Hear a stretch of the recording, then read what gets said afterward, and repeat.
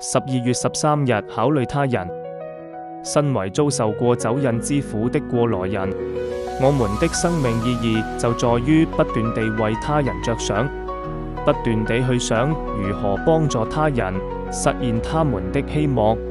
是酒者護戒協會第16頁。為他人着想不是輕易可以做到的事。